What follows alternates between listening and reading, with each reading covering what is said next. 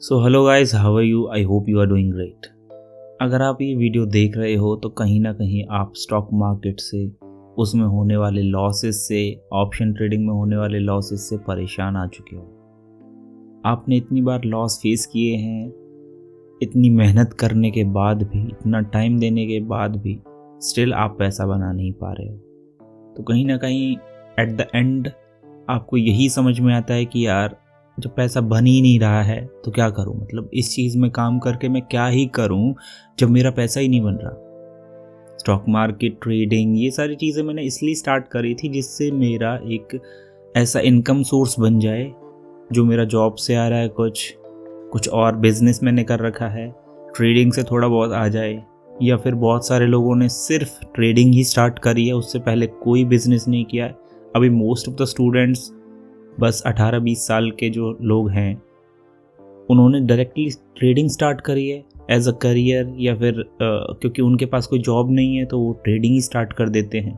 Problem तब आती है यार कि देखो, बहुत सारे लोगों ने सीख भी रखा है। मैं आपसे ये भी नहीं बोलूँगा कि यार बेसिक सीखिए, नॉलेज लीजिए, इन्फॉर्मेशन लीजिए। बहुत सारे लोगों को ये इन्फॉर्मेशन पहले से ही पता है, उन्हें पता है कैसे ट्रेड करते हैं, उन्हें पता है कि कहाँ पे सपोर्ट है, रेजिस्टेंस है, किस चीज़ को बाय करना चाहिए, किस चीज़ को सेल करना चाहिए। Still they are losing money.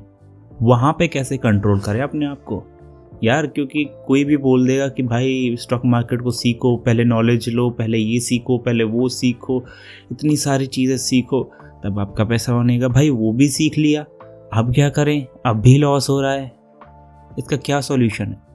इसका एक ही सॉल्यूशन है मेरे यार, कि देखो, अगर आप निफ्टी और बैंक निफ्टी में काम करते हो, ऑप्शंस में काम करते हो, और ऊपर से करते हो बाइंग, वो भी एक्सपायरी डे पे, तो भाई उसको मैं बिल्कुल रिकमेंड नहीं करूँगा। क्योंकि देखो यार, एट द एंड आपको लालच आ ही जाता है।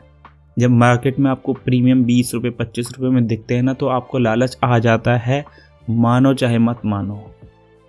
आपके अकाउंट में अगर 20,000 रुपये पड़े होंगे, 30,000 रुपये पड़े होंगे, तो आपको लगता है कि चलो एक रिस्क तो ले लेता हूँ आज। वो एक रिस्क लेने के चक्कर में किसी दिन तो आपका पैसा बन जाएगा, वो 20 का 30 भी हो जाएगा, 20 का 25 भी हो जाएगा, 20 का 40 भी हो जाएगा। लेकिन वो अर्ज फिर से एक दिन दोबारा आती है, किसी दिन एक्सपायरी डे पे, फिर वो सारा लेके जाती है यार। उसमें क्या होता है कि उसमें देखो, लॉस हम एक्सेप्ट नहीं कर पाते, क्योंकि वो लॉस थोड़ा सा ना बड़ा हो जाता है। गलती से ही होता है पर वो बड़ा हो जाता है।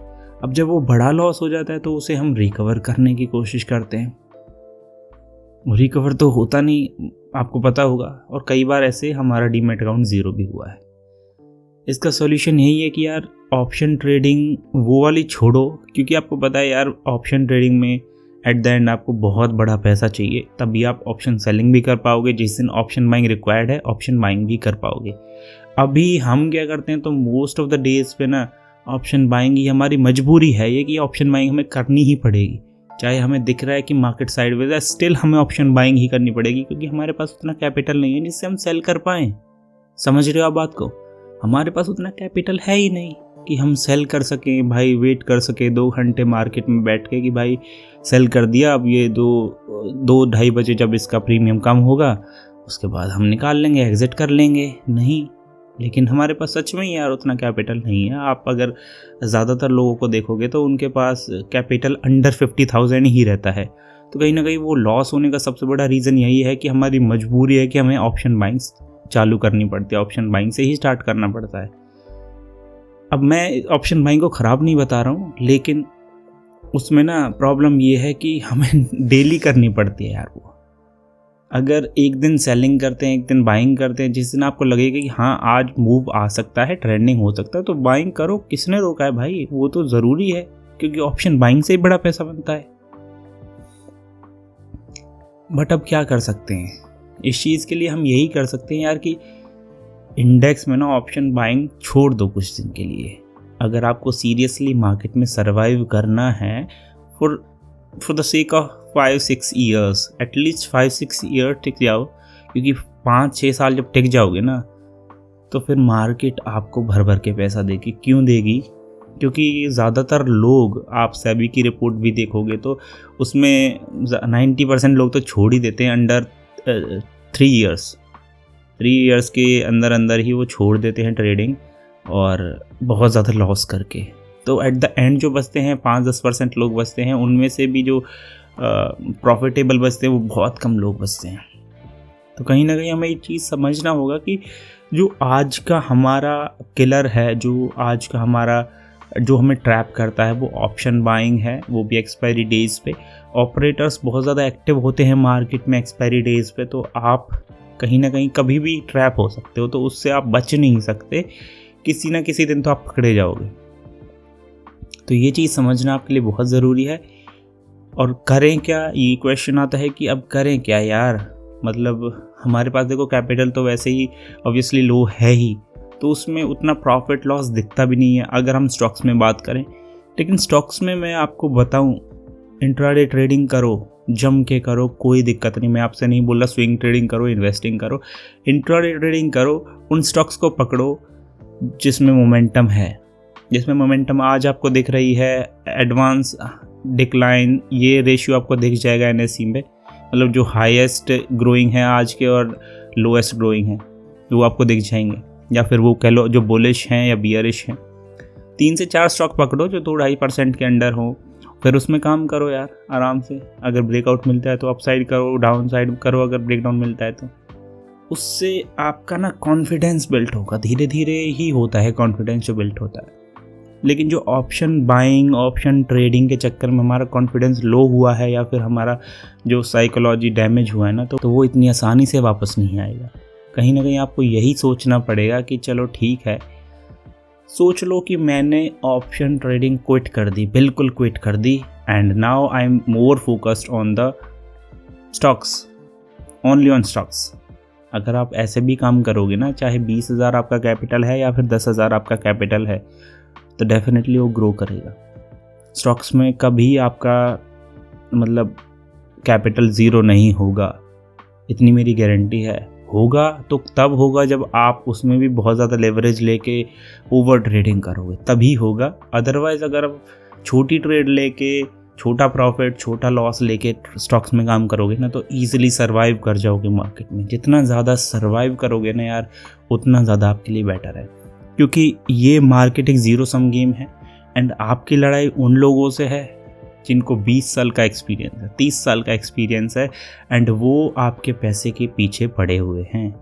उन्हें ये लगता है कि रिटेलर्स तो विदाउट नॉलेज आता है, तो हम उसे कैसे भी बेवकूफ़ बना सकते हैं, और वो बना भी लेते हैं।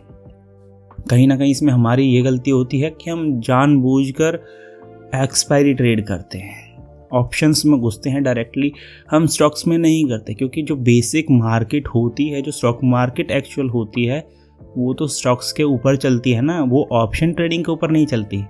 स्टॉक मार्केट ऑप्शन ट्रेडिंग के बेस पे नहीं बनी है। बेस क्या है इस चीज़ का? बेस है स्टॉक्स। अब स्टॉक्स में आप काम करते ही नहीं हो, आप किस में करते हो?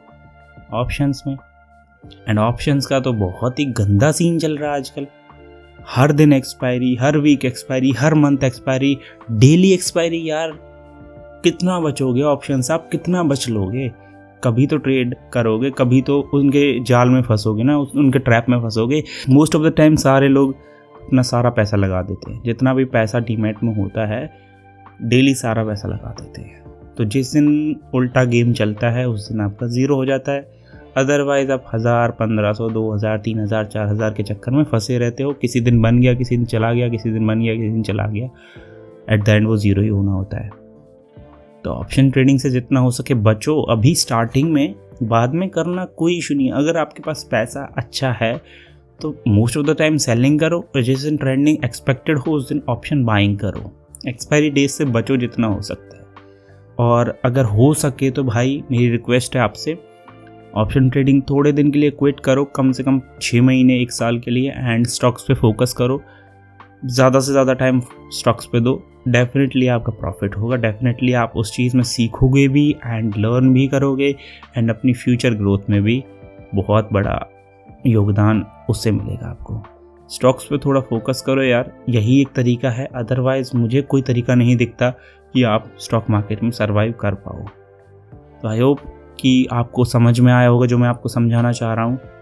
सो जितना हो सके यार अपने ऊपर फोकस करो, थोड़ा सा अपने तरफ ध्यान दो। इतनी आसानी से मत छोड़ो कोई चीज़। अगर तुमने स्टार्ट करी है तो स्टॉक मार्केट छोड़ने की चीज़ नहीं है, क्योंकि एट द एंड कहीं ना कहीं डायरेक्टली इनडायरेक्टली आपको इसमें इन्वेस्ट करना ही पड़ेगा। चाहे म्यूचुअल फंड करो, इन्वेस्टिंग करो, ट्रेडिंग करो, कुछ भी हो तो ये करना ही पड़ेगा। थोड़ा ध्यान दीजिए अपनी स्टाइल पे, अपनी स्ट्रेटजी पे, किस चीज़ में आप ज़्यादा लॉस कर रहे हो, किस चीज़ में प्रॉफिट हो रहा है। तो इन चीज़ों पे थोड़ा ध्यान देंगे तो पता चलेगा कि गलती एक्चुअल में कहाँ है। और गलती एक्चुअल में आपको पता है कि हम कहाँ गलती करते हैं, वही गलती है, बस उसे ही सुधारने की कोशिश करो। So that's it.